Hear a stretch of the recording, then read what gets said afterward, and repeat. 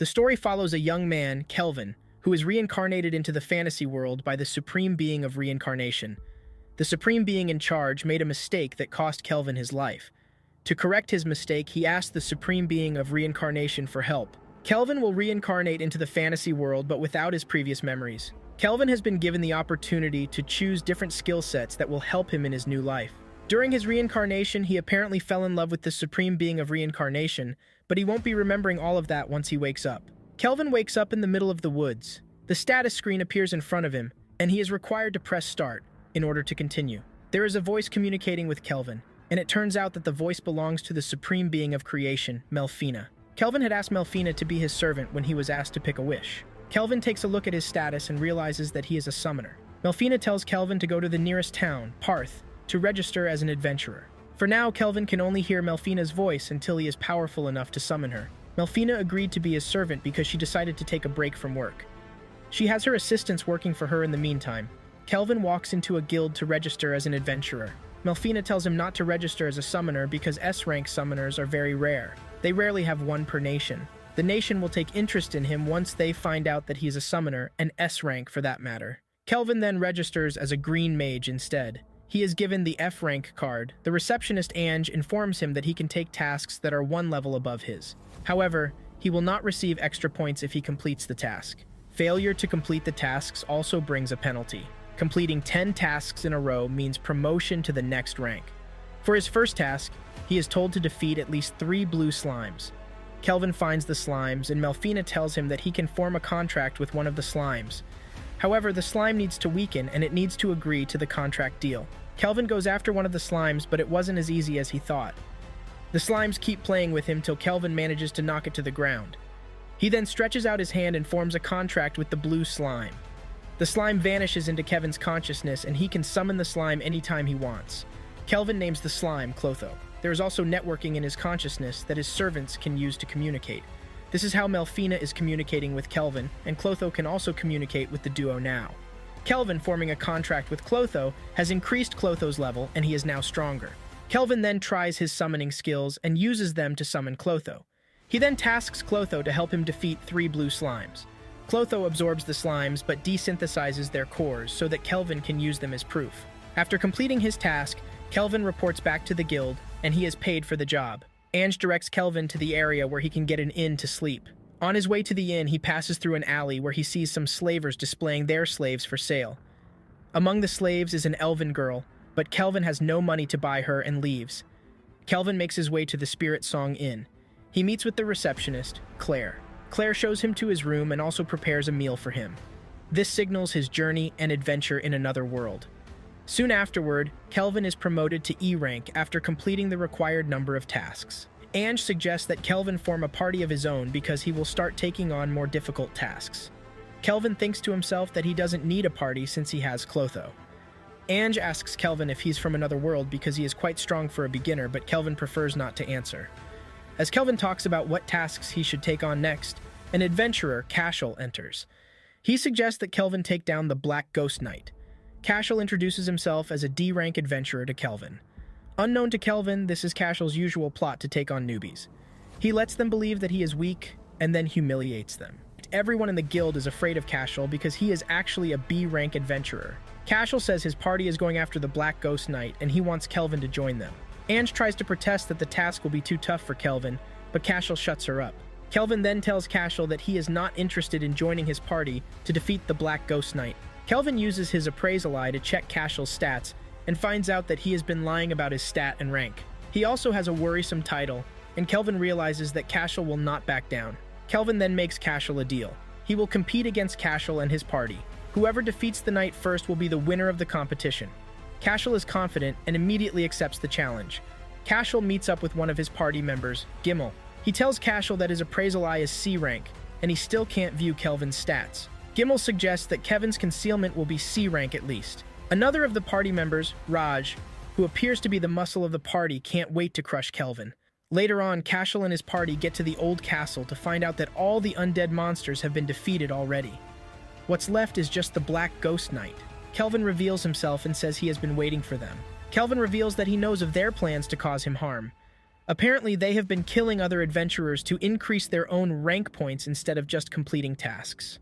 Raj is the first to come after Kelvin, but he traps him in a mud vine. Gimel tries to escape, but he is stopped by a Clotho. Turns out that Clotho has now evolved into a slime Glutonia during all their tasks. His title is now a Devourer, and he is even stronger. However, he can go back to his usual size at will. Together, they defeat Cashel and his party. After defeating the 3 corrupt adventurers, Kelvin decides that it is time for the main event. He opens the door leading to the room where the knight is waiting. Kelvin approaches the knight and lets him know of his plan to make him a member of his party. This surprises the knight and says most people just come at him with their swords. The duo sits down to have a conversation. He tells Kelvin that he was once human, but he is not ready to tell Kelvin the reason he turned into a monster. The knight says he has no country or king to fight for again. He reveals that his name is Gerard, but Kelvin will have to defeat him before he can form a contract with him. A battle ensues between the duo, and during the fight, Gerard reveals why he has been staying alive. He was once the captain of the knights in his small country, Alcarl. One day, an elf, Jidora, from the western continent came with a proposal for the king. Jidora came on behalf of the Lizea Empire, and he asked the king to work for them. He wants the king and military to destroy the holy empire of Daramis. However, the king refused, and in a few days, everyone in Alcarl died. Gerard refused to die so that he will still be able to avenge the death of his family and his country. Kelvin hears this and uses everything in his power to defeat Gerard. Gerard concedes defeat and forms a contract with Kelvin. Shortly afterward, Kelvin takes a chunk of the knight's armor back to the guild as proof. He also hands over Cashel and his party for punishment. With this, Kelvin now has 3 beings working for him. The 3 beings are Melfina, Clotho, and Gerard. Melfina's level is immeasurable because she is a supreme being. Up next, Kelvin meets with the guildmaster, Leo. Leo's appraisal eye is A rank, and this makes it difficult for Kelvin to hide his stats. Leo sees through him easily and quickly figures out that Kelvin is from another world. Kelvin wants to get defensive about who he is, but Gerard advises him to loosen up. He can't hide his stats forever, and he also needs friends that he can share his secrets with. Leo asks Kelvin if he is a summoner, and Kelvin affirms this. Kelvin then asks why Leo didn't stop Cashel and his party since his appraisal eye can see what they are up to. Leo apologizes and says Cashel is a noble from the militant nation of Tricen. He needed proof that tied directly to Cashel to avoid an international incident. Leo reveals that he is not Kelvin's enemy but his friend. In fact, he has met others like him that are from another world. Leo says the heroes of the Holy Empire of Daramis are from another world. Melfina confirms this and says she was the one that reincarnated them. The priestess of Daramis heard the prophecy of the Supreme Being and summoned the heroes. Turns out that the revival of the Demon King is at hand. This is the reason monsters across the continent have grown more violent. Leo tells Kelvin that he understands why he was hiding his status as a summoner. He doesn't want to be dragged into political scuffles. Leo assures him that if he is willing to help, he will make sure that Kelvin has his freedom and no one finds out about his status. Kelvin is already a S-rank adventurer, and Leo is willing to help him climb to the top. Shortly afterward, Kelvin is promoted to B rank. Claire prepares a good dish for Kelvin to celebrate his promotion. Later on, Melfina tells Kelvin that the priestess of the Holy Empire of Daramis performed a summoning ritual. Melfina then finds some smart-looking pretty boys and girls to reincarnate. Melfina says the heroes will be on a decent level now. Kelvin leaves his room to go shopping. He reveals his plan to find the slave elven girl and buy her. Kelvin plans to train her and add her to the party. When he gets there, Kelvin pays the master his money. He learns that there is a curse on the girl that doesn't allow people to touch her. The girl thanks Kelvin for purchasing her and reveals that her name is Eiffel. Kelvin then uses his magic to break the curse, and Eiffel is finally able to touch someone without setting them on fire. Kelvin takes Eiffel back to the inn and Claire takes care of her. After she is done bathing and washing her, Eiffel looks young and beautiful. Ethel promises to do her best in serving Kelvin. Kelvin realizes that Claire made a maid outfit for Ethel, but it looks good on her nonetheless. After that, the duo eats a meal prepared by Claire. The food was so delicious that Eiffel cried while eating. Kelvin then gives Eiffel the choice to pick her own skills. When it was time to sleep, Claire tells Kelvin that there is no available room again. Kelvin is forced to share a bed with Ethel. Up next, Eiffel used her points on archery, sightseeing, and sewing. Kelvin also picked up blacksmithing skills. Ethel has started designing clothes herself, and the maid outfit she is wearing currently is designed by her. The combination of her high-level archery skill, red magic, and Fire Dragon King's Grace gave her her original technique. Shortly afterward, Kelvin will be eligible for A rank once he completes one more task. Aphil is also being promoted to B rank within a short time. After giving out their report at the guild, Aphil asks Kelvin to follow her out the next day, and Kelvin hesitantly agrees. Meanwhile, Melfina has left to attend to an official business. Melfina will be temporarily unavailable for the time being. The following day, Kelvin meets with Ethel and Ange. Ethel makes sure to look all nice and beautiful for the day's event. While they're having their fun, Tabra, the third prince of Tryson, accosted them. He demands that the girls come with him because they are adorable. The guards try to come close to the girls, but Kelvin knocks them out easily. He then uses his magic to pin down Tabra and make him apologize for his crime. Tabra reveals that he came to Parth because he heard that a powerful adventurer has made Parth his home. He has plans to make the adventurer his servant so that he will be more powerful. Kelvin says he is the adventurer he is looking for and knocks him out. The citizens, who have been watching everything unfold, applaud Kelvin for his heroic act. Elsewhere, Melfina reveals herself to the priestess of Daramis, Colette. She asks after the heroes, and Colette tells her that they are coping. Melfina tells Colette that she has sensed an evil presence in the western continent, and Colette should send the heroes there. Melfina warns Colette to keep the heroes away from Parth before disappearing again. Later that night, Aphil thanks Kelvin for saving her from the Crooked Prince. She also thanks Kelvin for freeing her and allowing her to know how it feels to touch someone. Ethel asks if she is attractive, and Kelvin says yes. Kelvin thinks to himself that he needs to buy a house ASAP to avoid sharing the same room with Aphil. The following day, Melfina comes back and he shows the party the heroes and their stats. Because Kelvin can't absorb Aphil into his consciousness, Clotho separates a chunk of himself to sit on Aphil's harn. This way, Aphil is able to participate in the servants' network conversation. Melfina hopes the heroes get stronger in preparation for their battle against the Demon King. She points out that Kelvin and his party are getting stronger each day. Kelvin showcases his blacksmith skill and reveals the weapons he just made. Aphil also showcases the new robes and armor she made for herself and the party members. Moments later, Kelvin is called to the guildmaster's office. Leo tells him that a demon has been found in the Hermit's Cave. Melfina says demons are one of the strongest races alongside dragons and angels. Leo asks for Kelvin's help because they don't know how strong the demon is yet. Kelvin accepts to help out. Kelvin gets to the cave, and the adventurers who found the dungeon fill him in on all the details. When entering the dungeon, Gerard takes the lead, Aphil and Kelvin follow while Clotho takes the rear. They get to the inner door, and Kelvin tells his party that he is sensing two life forms in the room. They enter the room and see a demon girl who is under a seal. Another demon appears and reveals that he is the archdemon, Victor. Kelvin opens his mouth in surprise because Victor is automatically an S-rank demon for him to be the archdemon.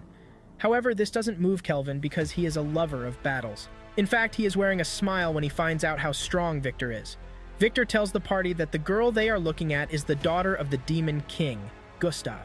Gustav kept it a secret so that his enemies would not use his daughter against him. Victor reveals that only humans can break the girl's seal, but he wouldn't want that. He wants to absorb the girl and become the Demon King himself. Victor summons his underlings, and a battle begins between the two parties. Gerard takes out the underlings with one swipe of his sword, while Kelvin takes out the ones Gerard misses. Victor uses a magic smoke bomb to try and sneak up on Kelvin, but Kelvin foils his attacks very easily. Aphil gets behind Victor and shoots him with her magical arrow. Gerard gets close to him and cuts off one of his arms. Victor concurs that Kelvin and his party are the second to do this much damage to him. This prompts Victor to activate his full magic power and gets even bigger and stronger. He attacks the party with his magic, and this weakens Gerard. He knocks Gerard to the floor, and he is getting the upper hand until Clotho releases a blister of attacks on him from above. This gives Kelvin and Aphil the chance to launch a devastating attack on Victor. Victor gets knocked to the floor and concedes defeat. Victor then reveals that he never planned to absorb the king's daughter. He says Kelvin wouldn't have fought hard even if he had not lied. Victor tells the story behind everything. Several hundred years ago, Gustav put him in charge of his daughter, Sarah. He was basically the one that raised her. He was living with her in a big mansion that Sarah cannot leave. Gustav did everything in his power to hide the fact that he has a daughter. Then one day, the hero attacked and came for Gustav. Victor was ready to fight and die for Gustav, but Gustav ordered him to continue watching over Sarah. If her existence should ever be known, other demons and even the hero would come after her. Gustav then puts a seal on her that only humans could break. If anyone but the hero should find her, she would be safe. When Gustav died, Sarah was sent to a distant land where Victor continued to watch over her even under her sealed state. Gustav hopes that one day, Sarah would be able to live peacefully without violence coming to her. Victor then reveals that he has been waiting for a time of peace so that Sarah's seal can be broken. She can then attain her position as the Demon King. Victor laments that all his plans have now failed. He begs Kelvin for a last wish. He begs Kelvin to let Sarah join his party and also show her the world. Sarah is probably awakening from her slumber already and would have been listening to their conversation already. Victor tells Kelvin to break the seal and Sarah's eyes will open. Kelvin offers to heal Victor, but he refuses and says he only served the Demon King and he is not ready to serve anyone else. After saying everything he has to say, Victor finally dies. Kelvin moves closer to Sarah and breaks the seal. Sarah wakes up and begins to cry because she just lost the last person she knows as family. Sarah forms a contract with Kelvin after she is fully conscious. The party finishes up in the cave and returns to the surface. Gustav already made a camouflaging hairband for Sarah before his death to conceal her horns. Kelvin lied to the adventurers that Sarah was one of the first adventurers to enter the cave. They show the adventurers the proof that the demon has been defeated and leave. Later on, Eiffel makes a new and stronger armor for Gerard. Gerard's stats have also gone up and he is now stronger than before. The party takes Sarah back to town and shows her what it means to be living among humans. Kelvin returns to the guild and he is officially promoted to the A rank. Ange then organizes a party to celebrate Kelvin's promotion. Later that night, Kelvin hears Sarah thinking aloud. She promises to make Victor proud and see the world as they have always planned to do. Up next, Kelvin makes a new armor called Queen's Terror for Sarah. He made the armor out of Victor's armor just like Sarah had requested. He also made a new sword for Gerard. After all his hard work, Kelvin is exhausted and starts to crave rice. He keeps screaming that he wants to eat rice. Shortly afterward, the party packs their things and begins a journey to a country called Toraj. Kelvin has two purposes on his journey to Toraj. The first one is to show Sarah the world. It is said that Toraj is a country that borders the ocean, and it is believed that they have a rice-like plant. It wasn't hard for Leo to grant them permission to travel to Toraj. It is revealed that Melfina has left temporarily again. Melfina has gone to do some adjustments to her body so she can enter one of her avatars. This will give Kelvin the strength to be able to summon her. This will also conceal her status as a supreme being. On the way to Toraj, the party is stopped by a gang of bandits known as the Black Wind. It is said that an A-rank adventurer from Tricen once defeated the gang, but it seems they are back in action. The gang tries to rob the party, but unknown to them, they just met a terrible fate. Kelvin tells Sarah to deal with the thieves, and in no time, she has defeated every single one of them. The thieves tell the party that they will be in big trouble when their boss learns of what happened. This excites Kelvin and says he can't wait to meet their boss. Soon afterward, they arrive at Toraj.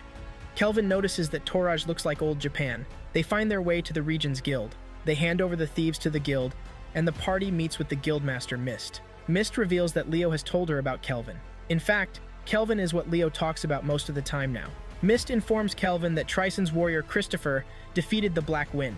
However, it turns out that he is now running the show. They have started kidnapping girls to sell them as slaves. Mist is being careful about the issue because it might turn into an international incident if not careful. Kelvin learns that Christopher's level is 70, and his excitement reduces. He wishes that Kristoff has more levels so that he will be a tough opponent. Just then, Sarah detects that a group of adventurers has just entered the town. Turns out that the heroes just arrived in town. Kelvin is happy because it just made things easier for them. Kelvin tells Mist to inform the heroes about Kristoff. If Kristoff is defeated by the heroes who actually stand for justice, there won't be any complaints. Up next, Kelvin and his party track down Kristoff's base of operations. They storm in, defeat his underlings, and set the girls free. They find Kristoff and his generals in their office. Kelvin defeats them very easily and leaves them lying on the floor. Later on, the heroes arrive at the hideout. They see the girls who tell them that the adventurers who rescued them have gone to the other room to fight the bandits. The girls beg the heroes to go and help the adventurers defeat the bandits. The heroes rush to the room and find Kristoff and his men lying on the floor. The heroes are confused and believe that the people lying on the floor are the adventurers who need help. They find Kelvin and his party wearing a smirk on their faces. The heroes mistake Kelvin and his party for the band of thieves. Unknown to the heroes, Kelvin has planned this already. His intention all along is to trick the heroes and make them fight him. The heroes introduce themselves. Their leader Toya Kanzaki, his companion Setsuna Shiga, Nana Mizuoka, and finally, Miyabi Kuromiya. The heroes promise to bring justice upon Kelvin and his party. Kelvin then tells the heroes that he is ready to fight the four of them alone. Whoever loses will do whatever the winner wants. The heroes debate among themselves whether to fight Kelvin, and Kelvin is just reeking in all the excitement.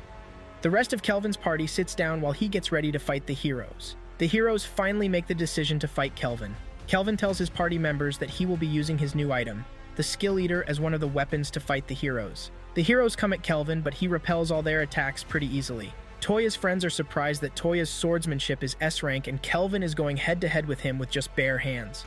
It's then revealed that Sarah had lent Kelvin her martial arts skills before the fight. As the fight rages on, Setsuna realizes that Toya is ready to fight to the death. She calls him to book and reminds him of the day that they were taken away from their classroom and brought into the fantasy world by Melfina. Setsuna lets Toya know that the only way they can defeat Kelvin is to work together. With this new motivation, the team combines their strength and attacks Kelvin. They use the most powerful spells they have to hold Kelvin down. Kelvin summons a golem to distract them, while he conjures up a new spell. Both two parties are surprised to see Kelvin come up with a new spell to break free from the hero's spells. They try to attack him with different spells again, but he is way above their league, and he easily displaces everything they throw at him. Toya laments while fighting Kelvin that he should use his powers for the greater good if he knows that he is very strong. Kelvin knocks him down and tells him not to try and force his own ideals and views on him. Later on, the heroes wake up to find out that Kelvin is not their enemy. He was the adventurer that defeated the bandits. He was only fighting them to know their weaknesses and teach them how to be better. Toya realizes this and bows to Kelvin. He declares Kelvin as his teacher from that moment forward. After the dust has settled, Kristoff and his gang are arrested and the girls are all set free. Kelvin takes the heroes to a cave for training. An S-rank dungeon boss surfaced in the cave and Kelvin had to defeat it. Kelvin tells Toya and his party that they still need to work very hard before they can face S-rank monsters. Days later, Toya and his party prepare to leave the town. They thank Kelvin for all his help. Kelvin gives them pendants as parting gifts. Toya promises to be stronger the next time they meet. After their departure, Kelvin reveals that the pendants he gave the heroes are stat boosters. This will help them to grow stronger and quicker. He then asks Gerard if Lizea is across the sea to the west, and he says yes. Let's not forget that Lizea was the country that destroyed Gerard's home. Kelvin has not forgotten this, and plans to punish them for their sins. Kelvin wants to get stronger and better before taking on Lizea. Minutes later, Kelvin is informed that the country's king wants to see them. Upon getting to the palace, Kelvin notices that the palace is built like the typical Japanese palace. Gerard informs him that the first ruler of the country is rumored to have come from another world. They enter the palace, and Kelvin sees that it also has the same settings as Japanese palaces. They are welcomed by the current ruler of Toraj, Tsubaki Fujiwara.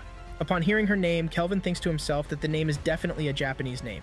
This seals his assumption that the country's first ruler must have been from Japan.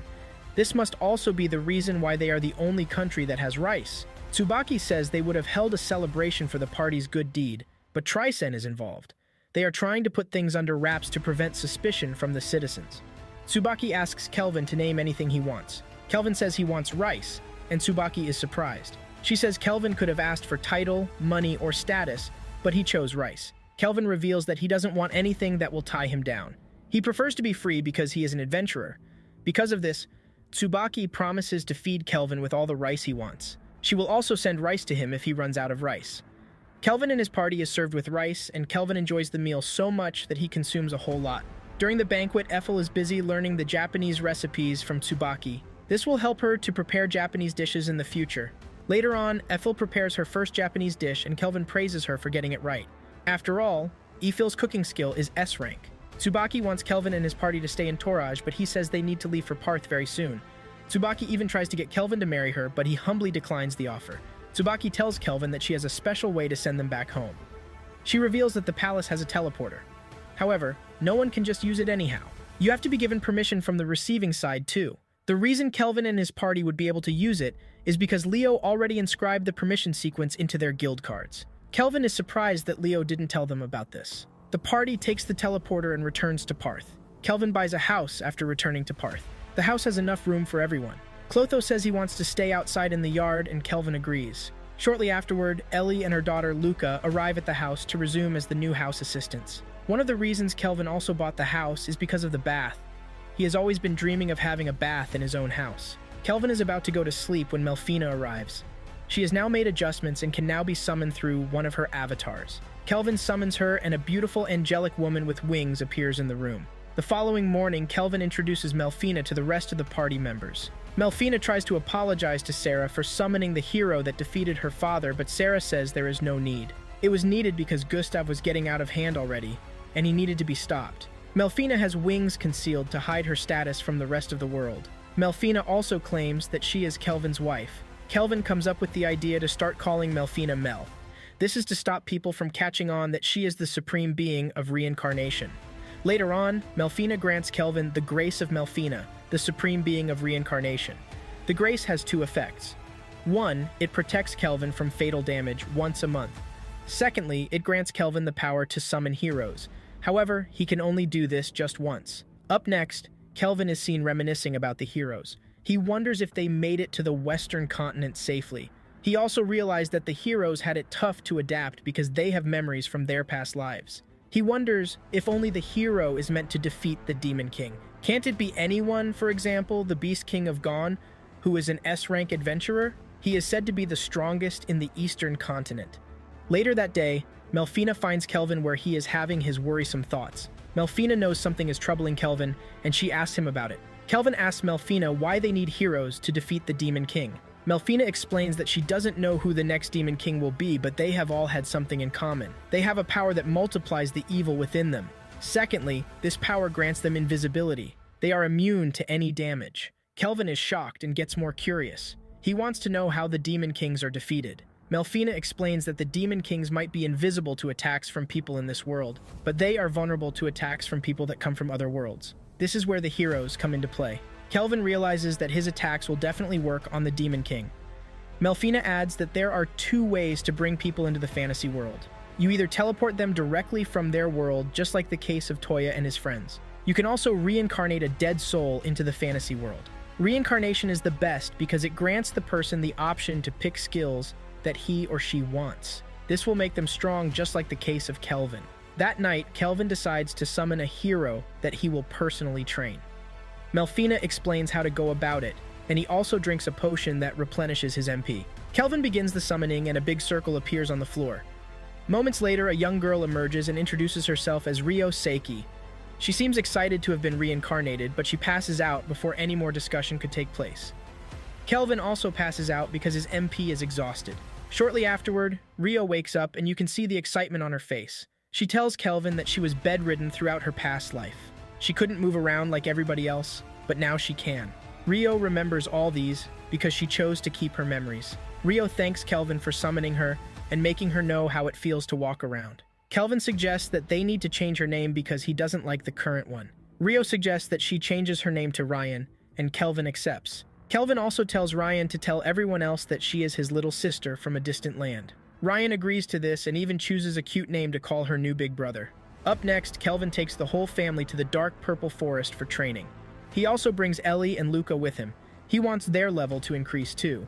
He already has golems guarding the mission, so there is nothing to worry about. Kelvin will be using his experience-sharing skill to distribute points to Luca and Ellie.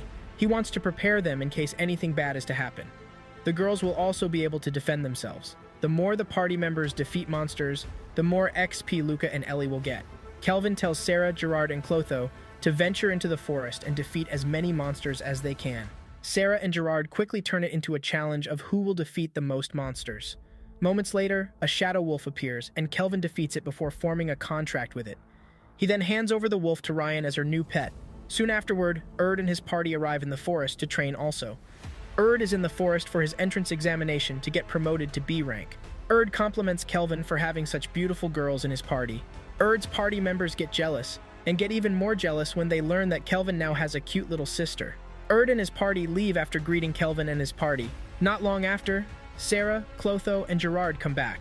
Turns out that the trio has defeated all the monsters inside the forest already, and Erd would have nothing to defeat now. Kelvin finds Erd and apologizes to him, but Erd lets him know that it is all good. Erd says his party is now very strong and Kelvin even deserves to be S rank by now. Upon getting back home, Ryan washes her pet and names the wolf Alex. It is revealed that Ryan can also understand Alex. Turns out that she has the skill for that. After this, Ryan begins her training with Gerard and Sarah.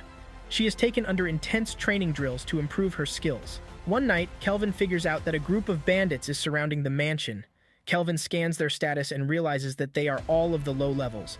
He tasks Rion with defeating the bandits, but she should leave their leader for him. Kelvin gives Rion the new sword he made for her. Rion gets on it and starts to knock out all the bandits one after the other. After she is done with the bandits, Kelvin finds their leader and corners him. It turns out that the bandits were sent by the Tricen Nation. Kelvin plans to heal the wounded bandits and hand them over to the guild.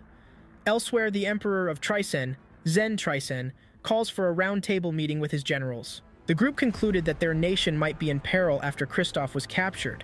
One of the generals, Tristan, suggests that they go to war against the other 3 countries and claim the continent for themselves. He says they have been strengthening their military while the other countries are still living on the Treaty of Peace. The Emperor leaves the decision with his generals. 2 generals support the motion while 2 others oppose it. Now that the decision is tied, they need to consult the 5th general, Clive. With the way Clive is, it is apparent that he will vote in support of the war. General Clive is the leader of the Magic Knights, and he has never been one to shy away from a fight. In fact, he enjoys making trouble. After handing over the assassins to the guild, Leo informs Kelvin that Trycen has started making some moves. It's nothing major at the time, but they need to be careful. Gone is the country bordering Trycen, and they have reported movements. Leo then tells Kelvin that Leon Gone, the Beast King, has invited him over. Leon wants to test Kelvin and see if he is worthy of being an S-rank adventurer. Shortly afterward, Kelvin and his party get on their way to Gone. As they approach a village close that is under Gone's jurisdiction, Ephil says she has a weird feeling. Melfina reveals that the village they are approaching is an elven village, and since Ephil is half-elf, she is bound to have a tingling sensation. It is revealed that elves were originally from the western continent, but some of them moved to the eastern continent some years back. As the journey continues, Sarah points out that you need to have the approval of at least 2 rulers before you are granted the S rank. Tsubaki already gave her approval, but Leon wants to test Kelvin before giving his approval. Suddenly, they are stopped by a group of elves that are guarding the village. Kelvin shows them the seal from Leon and reveals that they are not their enemies. The village chief, Nelrus, shows up to meet Kelvin. He sees Ethel and gets taken aback like he has seen someone he knows. He calls Ethel by another name, Lumel. Nelrus takes them into the village and reveals that he has mistaken Ethel for someone else. Kelvin then asks Nelrus to tell them about Lumel. Kelvin says it might be a clue as to where Ethel came from. Ethel was sold into slavery when she was a kid, and she doesn't even know any of her family members.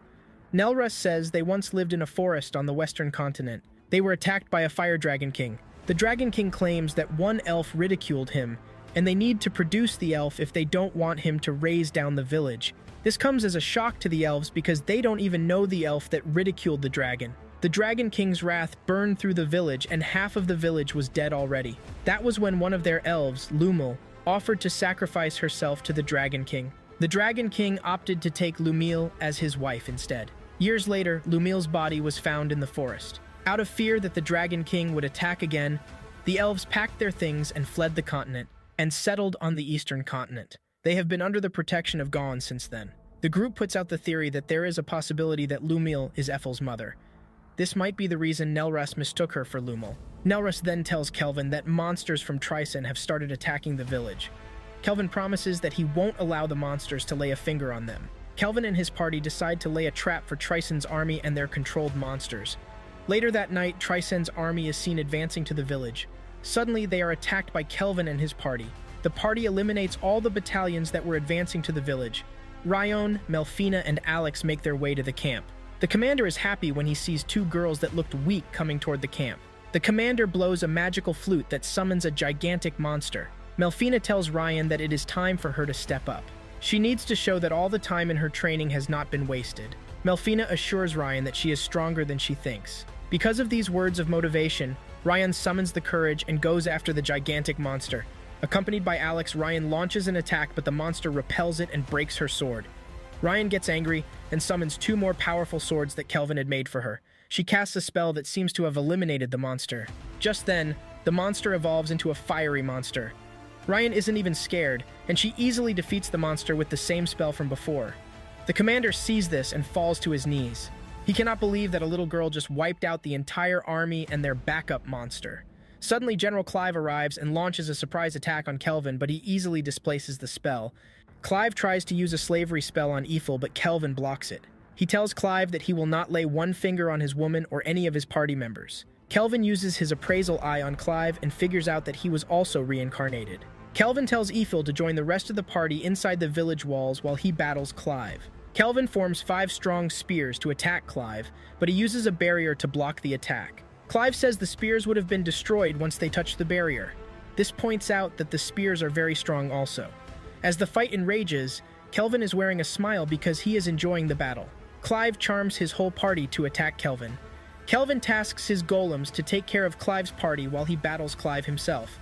However, he instructs the golems not to harm Clive's party members because they are under his charm. Kelvin plans to break the charm after the battle is over. Kelvin and Clive continue to go head-to-head with their spells. Kelvin attacks Clive with a spell that leaves a cut on his face. Clive gets angry and uses his most powerful spell, but Kelvin brings out his latest weapon, the Backstaff Disaster, which is rated S rank. Kelvin then activates a powerful spell too. The duo goes against each other, but Kelvin slices through Clive's spell and cuts off his legs. Kelvin is about to finish him off when Tristan arrives and takes custody of Clive. Tristan agrees that Kelvin has won the battle, but they won't allow him to finish off Clive. Tristan disappears before Kelvin decides to attack them. Kelvin returns to the village and regroups with his party. Nelrus tells his people to prepare a banquet in celebration of Kelvin's win. Now in Trisen's country, Clive has been healed, and his legs are back to normal. However, Clive is now restrained inside a test facility. Tristan informs him that several experiments will be carried out on him because he is reincarnated. Clive serves as the perfect test subject that they need. This might be in preparation for their battle against Kelvin. Up next, the village chief gives Ethel a headband that belonged to Lumil. All the villagers also treat her very well, even though she is a half-elf. Just then, a little girl shows up and introduces herself as Leon Heartgone. Leon reveals that he can take any form he wants, and has decided to show up as a little girl. Leon reveals that he watched Kelvin's battle against Clive. He is now convinced that Kelvin is worth the S rank. In 4 days, the promotion ceremony will be held. Kelvin will also have mock battles against other S-rank adventurers. Upon hearing this, Kelvin couldn't hide his excitement that he will get to go against other S-rank adventurers.